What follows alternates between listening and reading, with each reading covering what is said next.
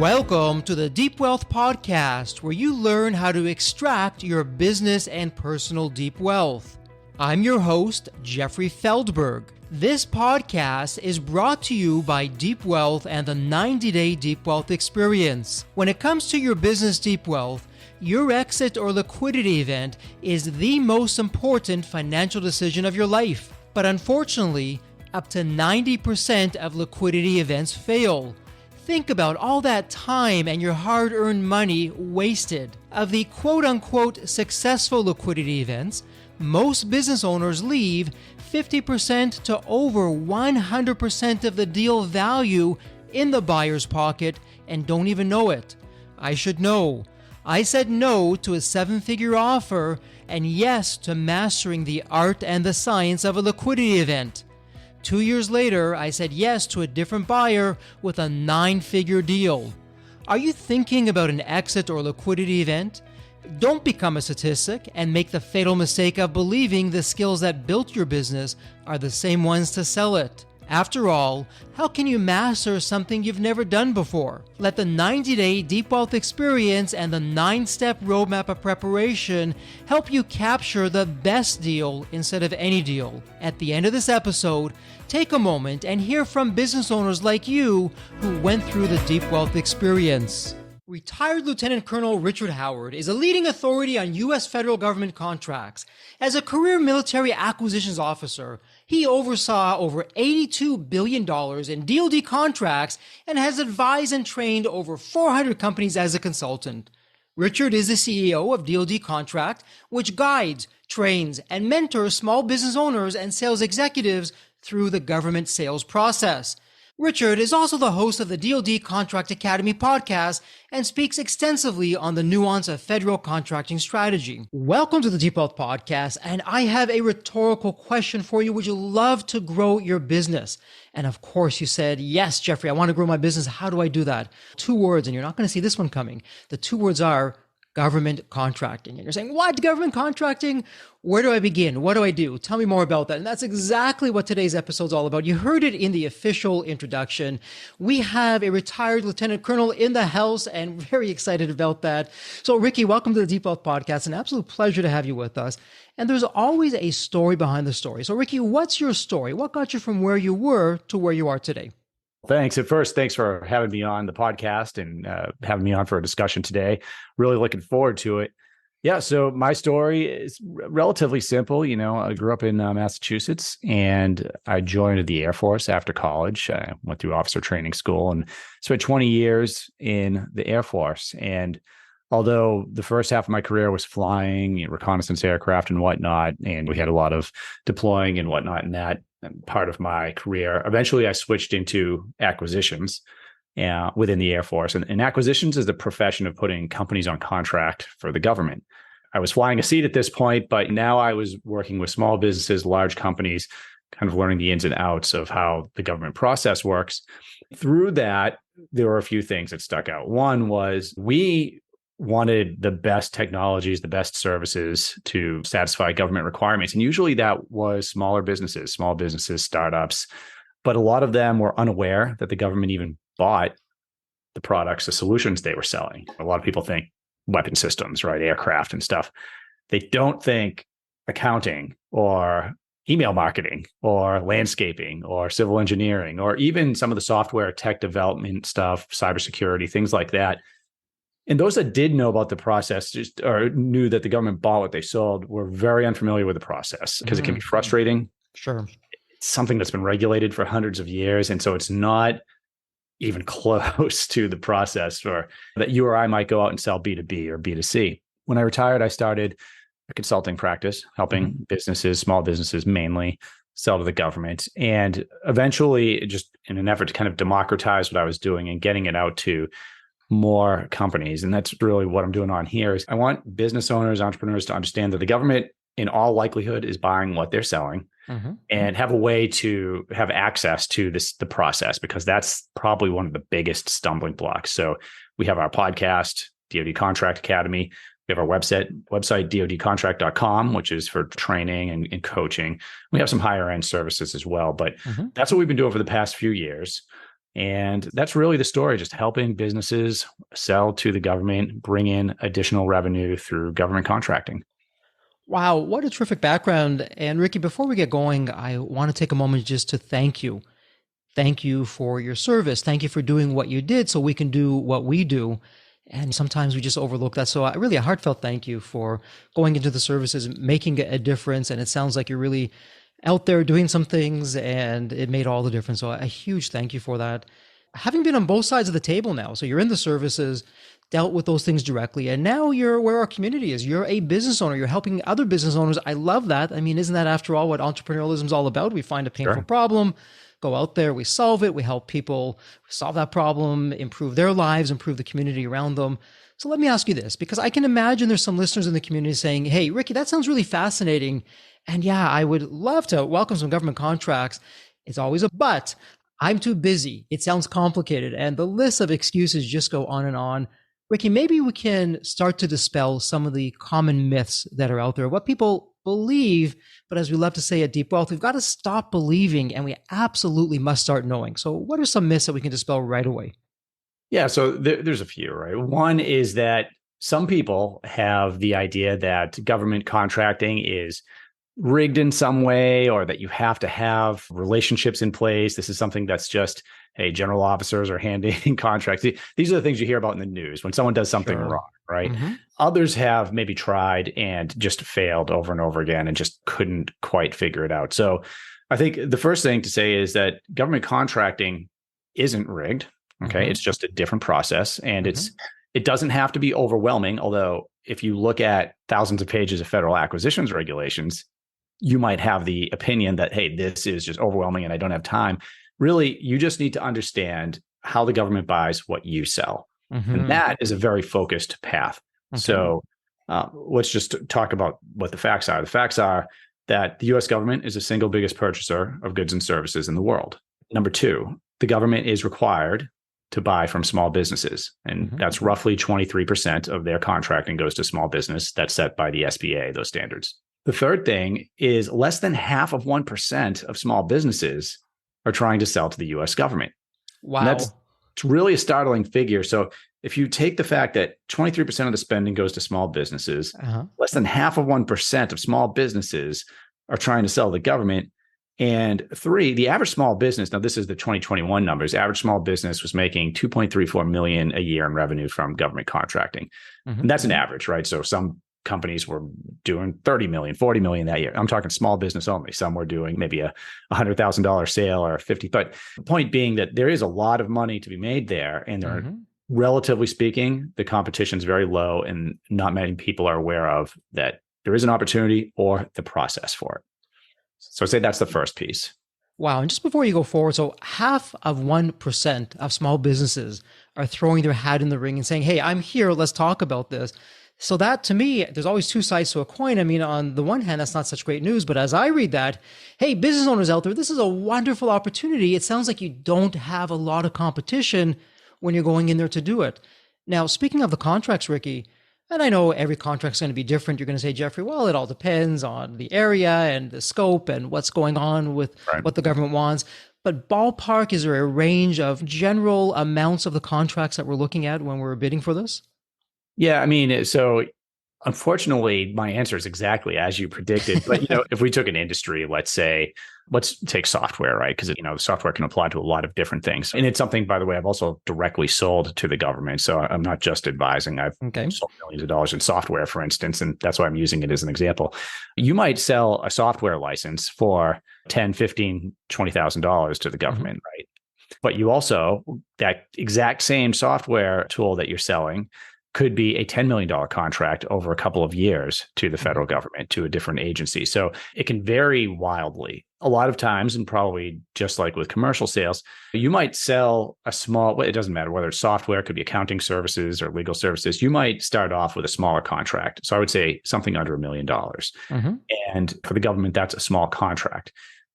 The government may really love what you're doing and the product or service that you're selling. And that has a habit of expanding into bigger and bigger contracts, provided you're holding up your end of the bargain and you're doing the right thing as far as your sales process, which is really just make sure your customer's happy with the product or service that you're offering. Make sure you're following up with them and ask them, do they need more of it? And simple things, some people forget to do that in the execution phase. But yeah, so it can start small and get really big, I would say, is probably a standard thing that happens. And again, I'm going to ask a question. You can say, well, Jeffrey, it's going to vary. It really depends. When we start working with one branch of the government, and let's take the position that we're doing what we're supposed to do. Not only are we doing it, we're really excelling at it. They love it. We have raving fans. Mm-hmm. How easy is it to now get to other branches of the government? Once we're in, I would imagine we've really passed through some questions and some screening and all those other kinds of things. And now we're in the door. Yeah. And we're with one branch. Is it easy? Does it happen automatically? Or how do we work that? That, hey, I'm over here, but I would love to get to other branches to do the same thing. Sure. So I try not to use the word easy for any sales operation, right? Whether it's B2B or government sales. But once you have past performance with the federal government, so let's say I'm selling to the Air Force and I've been doing that consecutively, maybe for a year, right? I had my first contract wins. Now, when I go after other opportunities, I'm not starting from scratch. I'm going in the door saying, look, I'm doing this successfully right now, and I have federal past performance. And that is important. And there's certainly strategies if you don't have that to how you're going to win your first contracts, which we help people with. But that's probably the biggest help. You've been on contract, you have existing contracts, you have past performance. You also, again, now there's going to be the things that are a little bit more subtle, which now you have a little bit of an understanding of how selling to the government works. You are familiar with, hey, is something going to be competed? Is it not going to be competed? What types of contracts are they using? And you're developing contacts, and all of that can really help you in the process. And not to make any assumptions here, when I'm working with the government, let's assume that I'm headquartered in the US somewhere. Is it strictly US-based companies that they're looking to work with, or am I competing really internationally? It could be a non-US based company. Is there a preference? So there's always preference. We could talk probably for this entire podcast about preference, right? So first, you don't have to be a US-based company to sell to the government. Okay. Most are. And there are certainly some contracts that are going to be where they're adamantly going to be for not only US companies, but everyone working on the solution will also have to be a US citizen. And that's typically, if we're talking about is anything that's going to connect to a network, especially if there's classification, if it's going to be in a classified system, those type of things. Usually you have to be a US citizen to be involved. They don't want anyone touch, and they'll make sure of it, right? So you need to be honest with what you're doing. But the government also buys from foreign companies. And in fact, one of my tours was in the Middle East as a foreign military sales officer. And so we would put other businesses on contract all the time for things like translation services and laundry. And so the government spends a lot of money on both mainly US, but also companies that are outside of the United States. Got it. And so let me ask you this, because there's always a few ways of going about to do something when something is new. Just like as an example, let me give a very simple one. I decide to work out. Well, I can go to the gym. I can read the books. I can do a little bit of trial and error, try the different exercises, maybe tear some muscles along the way, or take longer, or maybe get it right, maybe I don't. That's one path. The other path is, hey, I want to get fit. Let me hire some kind of a trainer who specializes in this area, perhaps for someone who is in my area, my age, my particular physical shape. And with that trainer, I'm going to save a lot of time and effort and just get it done right and have that peace of mind and the assurance that, okay, I'm doing what I should be doing as I need to be doing it. I would suspect, you can tell me, Jeffrey, you're way off base on this, or yeah, you're spot on. I would suspect that as a business owner, I could go out there and begin to learn how to do this on my own, where to find the different bids, how to respond, what that looks like, a little bit of trial and error, maybe a lot of trial and error. Or, Ricky, someone like yourself could really streamline that process. So what would you say to that? Yeah, I think it's a good analogy. I'd also probably add something to it. So just taking the going to the gym analogy, right? You can work out in your basement by yourself, right? Or you could get a trainer and go to the gym. Right. And you're going to do what you're getting there is you're getting somebody to show you how it's done properly so you can see results and not hurt yourself. You're also surrounded by everybody else in the gym.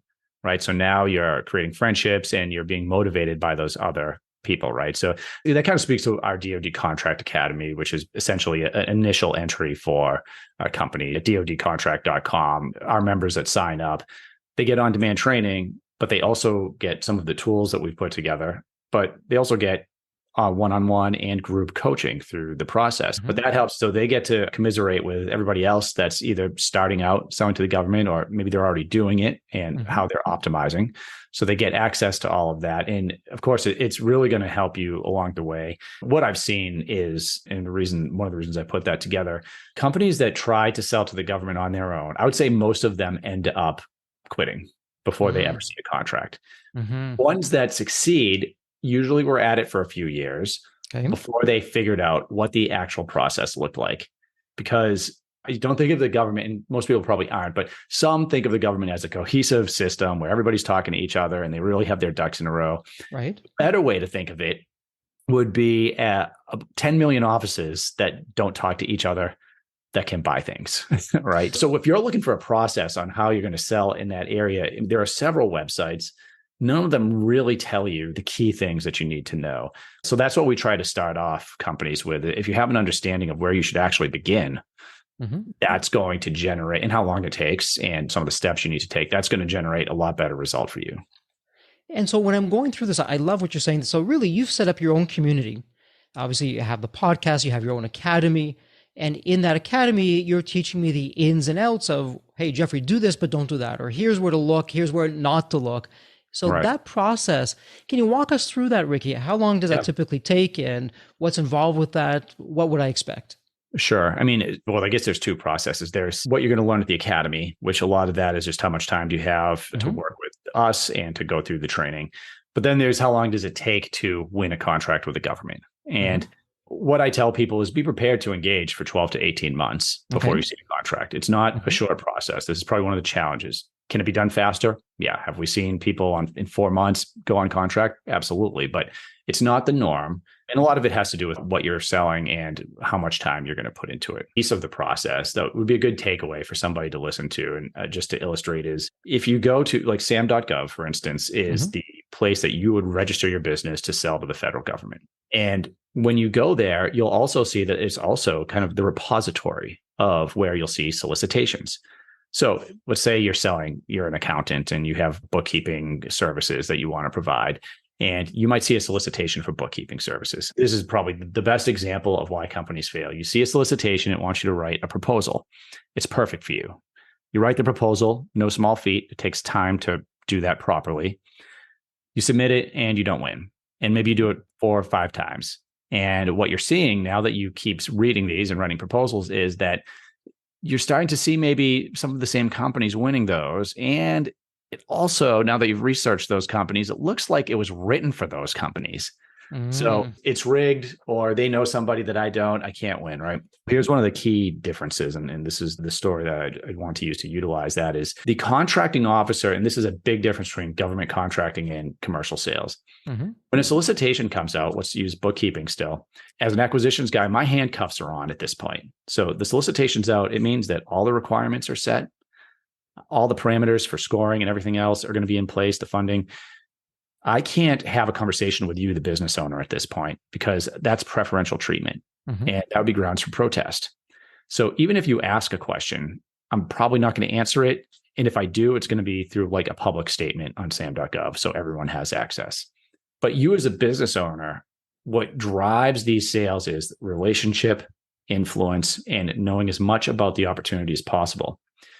Before that solicitation comes out, and this is where it's hard to even find this, is a key phase of acquisitions is called the market research phase. So before that solicitation comes out, someone like myself is going to be given a requirement, right? So an acquisitions office, and let's say I'm running the office, they say, hey, look, Rick, we have a requirement. We need a 3-year contract for bookkeeping services and maybe technology that's associated with that. We want to modernize it, but go out there. This is your budget. This is what we need to do. Well, my expertise is putting companies on contract. And those flying planes before that, none of it is bookkeeping, right? And I probably have 50 other contracts that are on different things that I got to figure out. So I need to be able to reach out as a government to this actual subject matter expert, you, the bookkeeping company, and figure out, hey, what are you guys using? What tech do you have? And by the way, are you a woman-owned small business? Are you a service-disabled veteran-owned small business, or 8A? That's going to give me an idea of, can I set this aside? Because this happens. We can set contracts aside for different types of businesses. But I also have to write the solicitation. And that's what everything's going to be scored on when we award the contract. So if you're the one telling me what goes in that contract, you're going to be much more likely to win because you helped influence it. You know the acquisitions team. So I now know you as a company. So you have a relationship there. And then you also have the ability to ask questions like, hey, who's going to be using this? What are the bookkeeping services for, right? Everything's not going to be in the solicitation because it's also painful for the government to write that. If you've learned, for instance, that although it's not in the solicitation when it comes out, but because you met with me 6 months earlier, that these bookkeeping services are for civil engineering projects and construction projects, and maybe there's some parameters there that we want to make sure we can measure. How much further ahead are you going to be when you write your proposal than the company that sees that for the first time? They write a generic bookkeeping proposal, but yours is speaking to civil engineering and construction projects and maybe a few other things. So long-winded, but that's really what we're aiming at. And we're really teaching our students how to find those opportunities early, influence them, and then win. So Ricky, what you're sharing, I mean, wow, talk about a different lens. So really a way to look at things. And what I'm hearing you say is sometimes, not all the time, but sometimes when a request for proposal or a bid comes out, it may already be in some ways perhaps too late as a new entrant coming in there because I don't have all the information. Sure, I can throw my hat in the ring and never say never, something could happen. Mm-hmm. But by beginning that process, going through your system, knowing who to speak to, when, the timing's everything, when to speak to them, between now and the next time that bid comes out, I have an opportunity to play a role in that process, to have my voice heard, to perhaps craft that future bid more to my ability as a company to get the business. How am I doing so far with that? Yeah. And not only that, because you've identified it early enough, you may have something that's really unique, technology, a system, training, whatever it is. And the government has the ability to sole source contract to you. Now, that doesn't happen all the time, but that is certainly a potential result. And you will, the longer you're in this, you'll see how you can win contracts without competing. And that's legal. Everything that I'm talking about is in the federal acquisitions regulations. It's just understanding the office you're selling to and how they want to go about it. Got it. Okay. And so, Ricky, again, you're going to say more than likely, well, Jeffrey, it depends on the contract and there's a broad range here. But generally speaking, what's the length of period of time for a contract? So I win a contract today, paperwork is signed, boom, off we go. When is that coming back out for bid? Yeah. So if you have, and you can see this too, this is another great thing about selling to the government is it's all public information. Mm-hmm. So for instance, you could go to usaspending.gov and it's kind of the clearinghouse for all of the government contracting actions. And you can see what the lengths and the terms are for contracts. You could look at a competitor and see all the contracts they have, who they're selling to, reverse engineer what they're doing. And that's a big part of what we're doing. Mm-hmm. But I might have a service contract for 3 years, right? With the government doing anything, landscaping, with option years on the backside of it. So an example is I could win a 3-year contract and then have the ability to continue for an additional 2 years. I might have a 1-year contract with the same thing. I might have the option years to just add on to, provided the government likes what I'm doing, to keep going for a couple of years. Of course, the government also buys commodities. So 40 trucks, 10 guitars. It's a one-time deal. You deliver the product, but you certainly now have the ability to keep selling to the government, even if it's a product versus a solution. So really what I'm hearing, it could be as short as 1 year. It could be as long as 5 years, maybe more than that. But generally speaking, it sounds like somewhere between 1 to 5 years. I'd even narrow that down to say probably more like 3 to 5 years, generally speaking. There's always exceptions, but generally speaking, 3 to 5 years. Yeah, I haven't crunched the numbers on all of it to get the exact number there, but it is common to have a multi-year contract. And it's also, if you have a small business, that's one of those things that can really increase the valuation of your company if you want to go sell your company. And we do get a lot of students that are interested in just that. Selling my company in 5 years. I want some government contracts. I know that's going to increase the value. Let's go. And for our listeners, just to really put the proverbial carrot out there for you, Ricky, when I was going through your website, doing a little bit of the background research, I may be a little bit off on my numbers and not far off. I want to say you had testimonials from business owners who had somewhere between $10 million to close to $15 million in a government contract. So we're not talking small quantums here. Those are huge numbers that are really available for us as a business owner to throw our hat in the ring. It's not going to be tomorrow, but I'm hearing you say, hey, have some patience, learn the ropes, put your time in. And if you're doing things right, you have a better than good chance of really making that difference and getting into the government contract business. Yeah. And, actually, I need to update my website. One of those testimonials that you saw was from a woman owned small business, a cybersecurity business. When we started working together, she had a small team and she recently won a $200 million blanket purchase agreement. Oh my goodness. So I didn't even add that there. So now she's building a large team and has more options. And there's a lot of different ways to sell to the government: prime, subcontracting. You can use your set asides, sole source, competing. But regardless of what you're selling, there are a lot of different ways that may be interesting to you that you could take advantage of. And that's a good example of what happens when you do it for a while and you are persistent. So, Ricky, let me give you a scenario, and there's always two sides to a coin, but let me set up the scenario for you. In our 90-day Deep Wealth Mastery, this is where business owners come in and they learn exactly how they can prepare to, number one, increase their profits. While they're doing that, they're preparing for a future liquidity event. It could be 2 years away, it could be 20 years away. Right. And then what they're also doing is preparing for a post-exit that's really happy and joy and fulfilling and all those other wonderful things. Easier said than done. We show them how to do that. So what you're talking about here, government contracts, the ability to win government contracts year over year, to us, that would be very squarely in step 2 X factors. An X factor is an area that you are world-class in. You're different than your competitors. You're very unique in doing that. And as a potential buyer or an investor, the more X factors you have, the more I get excited. The more X factors you have that are world-class, the more I'm willing to pay. So the enterprise value goes up. So on the one hand, when you get a government contract, I imagine you can take this to the marketplace and say, hey, look at this. We are good enough for the government. They hired us and we got this contract. It's really like a seal of approval out there.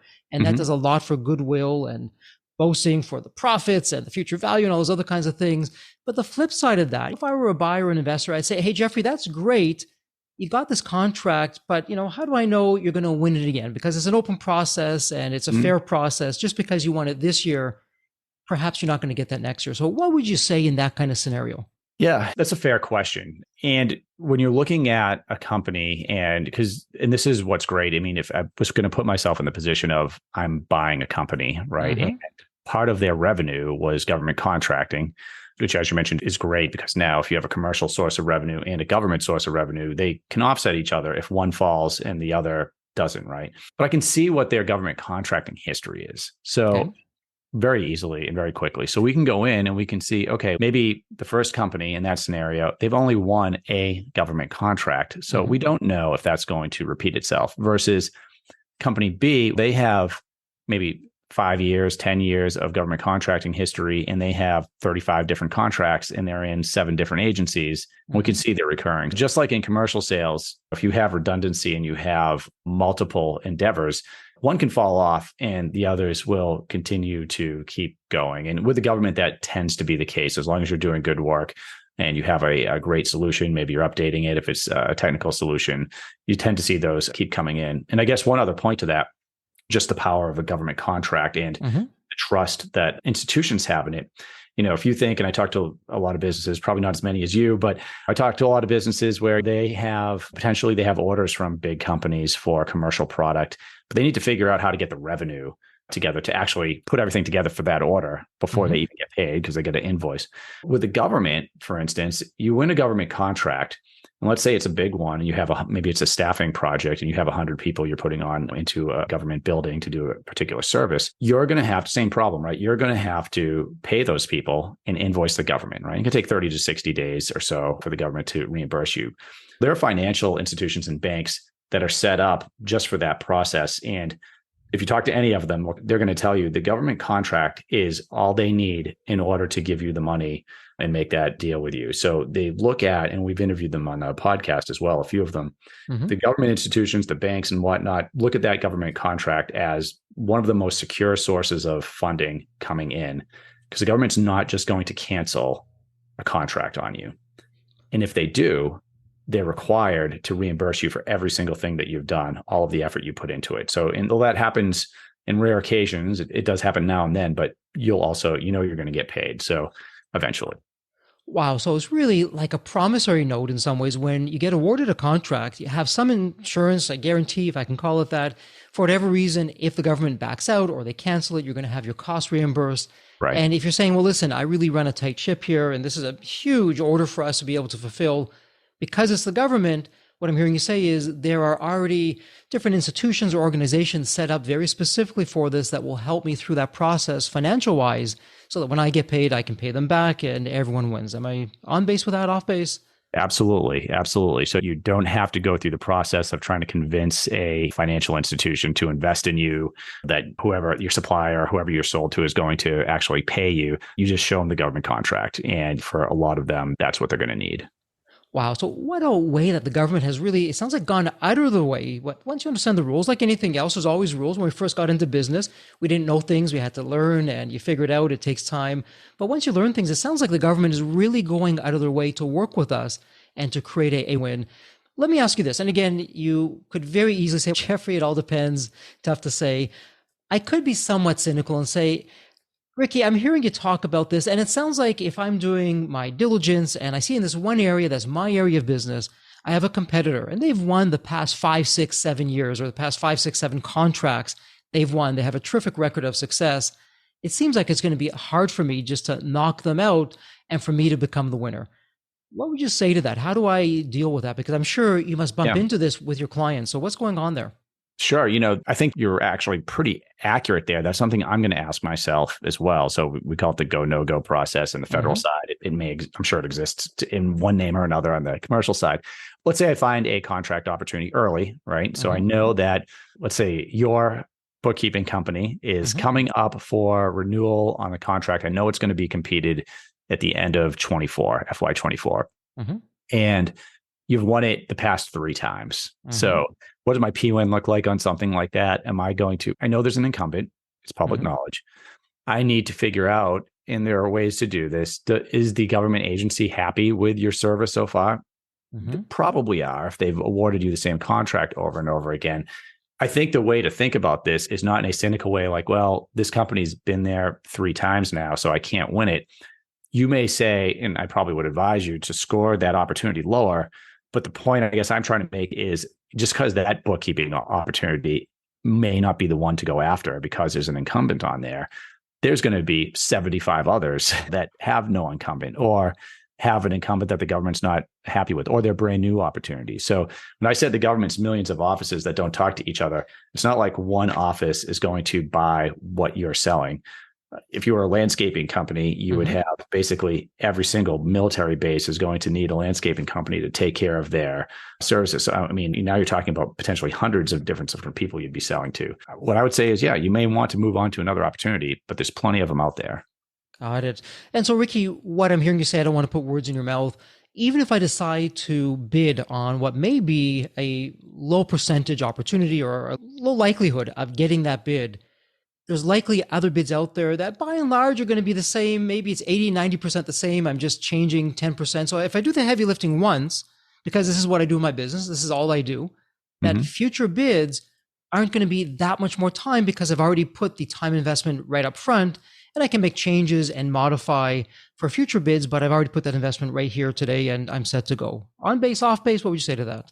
I think some of it is on base. I mean, writing something like a proposal takes a lot of time, but once you do that a couple of times, you're going to have and you're going to get better at it as you write a proposal, which is an exacting science, right? You don't take big leaps. The government's going to tell you what font and how many pages, and you're going to need a compliance matrix. So there's a few things that go into proposal writing, but yeah, much easier to do the second, third, fourth time because you're going to have all that to work with. There's also AI tools out there for government contracting that you can use to help develop a proposal. And then there's also something called a sources sought, which is a great thing to respond to because that's during the market research phase of government contracting. It's a much less rigid structure and a lot easier to put together. So it might be a 5-page white paper, and that's really up to you to decide how you want to influence. But hopefully that answers your question. Oh, absolutely. And, as we're talking about this, I'm reminded of that Woody Allen quote, 80% of success is showing up. So yes, there's an incumbent in there. Maybe they won the past 3, 4 bids. Who knows? Maybe that business owner is retiring. Maybe they didn't do such a good job that it's going to be awarded to someone else. So you never know. Sometimes just showing up, doing your best. And I didn't mean to cut you off, but there's also the government can change how they want to procure something. And that happens all the time. They could say, what contractors hate to hear, which is, hey, we're moving to lowest price technically acceptable. So now it's all going to be based on price. Or they may change to say, we want to use a different contract vehicle. Or you may have influenced this and that was a large company, but you convinced that office to set it aside for a woman-owned small business. And now that company can't even compete. So there's still a lot of different ways that you can get yourself in there. And again, that proverbial carrot out there for all of our listeners. You heard it from Ricky, straight from the horse's mouth, as they say, between $10 million up to $200 million. This is where his clients have scored in terms of some of the government contracts that working with Ricky and going out there through the procurement process. So Ricky, before we go into wrap-up mode, are there any questions I haven't asked or any topics that we didn't cover, or is there anything you'd like to share with our audience that we haven't spoken about? A couple of questions that often come up. One is, how does the government define a small business? Right. And typically that's going to be 500 or less employees or a annual revenue mark. And that just depends on your industry. So you can look that up. If you're in construction, it's one thing. If you're in software IT, it's probably in $25 million range somewhere. That's the first thing. And the second, I would say, is people do ask about certifications and set-asides a lot. Like, hey, do I need a woman-owned small business certification in order to win contracts? Do I need an 8A or HubZone certification? And the answer is no, you don't. And I can tell you in the audience, I have never, ever once in my career in the government awarded a contract because someone had a certification. Always based on, can you solve the problem that I need to solve? Does your solution work there? Your certification could be the carrot or the icing on the cake. Sure. It could be something that we use to eliminate competition, right? But don't focus on the certification. I'd say focus on the fact that you want to be the best at doing whatever it is that you do. Make sure you're solving the government's problem set. That's the best way to approach that. Some terrific advice and a lot to think about. And again, the big takeaway that I'm hearing, yes, this is available. Yes, you can do it on your own. There are some ways, though, that you can accelerate your ability to go out there and win contracts, have some peace of mind. And having been on both sides of the table, being in the services, having awarded contracts, now being a business owner, working with business owners, Ricky, you've put together a system that can really help get the results quicker. No guarantees, of course, but help get the results a whole lot quicker without some of the heartache and the pain that goes into that. Right. And so all you business owners out there, I mean, who doesn't want a new area of growth? And as you think down the road for your liquidity event, I mean, what an X factor to have. Yes, we are experts at government contracts. Look at what we've done. We've won the past 7, 5, 3, 10, however many bids that they've had. We've won this time over time. And this is where we're unique. And look what it's done to our bottom line. It's a great news story. That's where we want to be. Ricky, we could go down so many other rabbit holes. That said, we're bumping up against some time. So let me go into wrap-up mode. It's a really fun question. Let me set this up for you. When you think of the movie Back to the Future, you have that magical DeLorean car that will take you to any point in time. So Ricky, the fun part now is tomorrow morning, you look outside your window, not only is the DeLorean car there, the door's open, it's waiting for you to hop on in, which you do, and you're now going to go to any point in your life. Ricky, as a young child, a teenager, whatever point in time that would be, what would you tell your younger self in terms of life wisdom or life lessons, or, hey, Ricky, do this, but don't do that? What would that sound like? That's a great question. Definitely one I've never heard before. And yeah, I have a lot of wisdom I think I would give myself as a disruptive teenager. But really, I think going back and saying to myself, why don't we start looking for what motivates you in life and what you're really passionate about and focusing on that instead of raising hell in the Boston area. That's probably what I would have told me. But yeah, that persistence and determination and the different opportunities that are out there and just being passionate about something. And if it's exciting and legal and helps other people, maybe that's where you should focus your attention. Some great advice. Find what motivates you. Find out what you're passionate about. Go for it once you do that. I mean, after all, that's where our success comes from, our joy, fulfillment. So some terrific advice. And Ricky, before we wrap things up, if someone has a question, they want to learn more, they even want to speak with you, where would be the best place online that they can find you? Yeah, so I think going to the podcast, so you can look up DOD Contract Academy if you're looking to just learn more about it without having to make an investment. Easy, listen to other business owners talk about their success, listen to me talk about strategy until you fall asleep. If you have a specific question, I would say go to my LinkedIn profile. If you just type in Richard C. Howard, I'll come up. And if you are interested in learning and maybe an entry-level way to start taking some courses and do some group coaching and whatnot, maybe use our CRM and pipeline tool, which we just rolled out, which is, I think, really great. You can go to dodcontract.com and check us out there. And the great news for our listeners, it is so easy. It's a point and click. You don't have to remember the URLs or this or that. Just come to this episode, come to the show notes, point and click, boom, off you go. We'll take you all there. Ricky, this is official. It's a wrap. And as we love to say here at Deep Wealth, may you continue to thrive and prosper while remaining healthy and safe. Thank you so much. Thank you, and you as well. The Deep Wealth experience was definitely a game changer for me. This course is one of the best investments you will ever make because you will get an ROI of 100 times that. Anybody who doesn't go through it will lose millions. If you don't have time for this program, you'll never have time for a successful liquidity. I mean, it was the best value of any business course I've ever taken. The money was very well spent. Compared to when we first began, today I feel better prepared, but in some respects, maybe less prepared, not because of the course, but because the course brought to light so many things that I thought we were on top of that we need to fix. I 100% believe there's never a great time for a business owner to allocate extra hours into his or her week or day. So it's an investment that will yield results today. I thought I will reap the benefit of this program in 3 to 5 years down the road. But as soon as I stepped forward into the program, my mind changed immediately. There was so much value in the experience that the time I invested paid back so much for the energy that was expended. The Deep Wealth experience compared to other programs is the top. What we learned is very practical. Sometimes you learn stuff that is great to learn, but you never use it. The stuff we learned from Deep Wealth experience, I believe is going to benefit us both. I've done an executive MBA. I've worked for billion-dollar companies before. I've worked for smaller companies before I started my business. I've been running my business successfully now for getting close to a decade. We're on a growth trajectory. Reflecting back on the Deep Wealth, I knew less than 10% what I know now. Maybe close to 1% even. Hands down, the best program in which I've ever participated. And we've done a lot of different things over the years. We've been in other mastermind groups, gone to many seminars, workshops, conferences, retreats, read books. This was so different.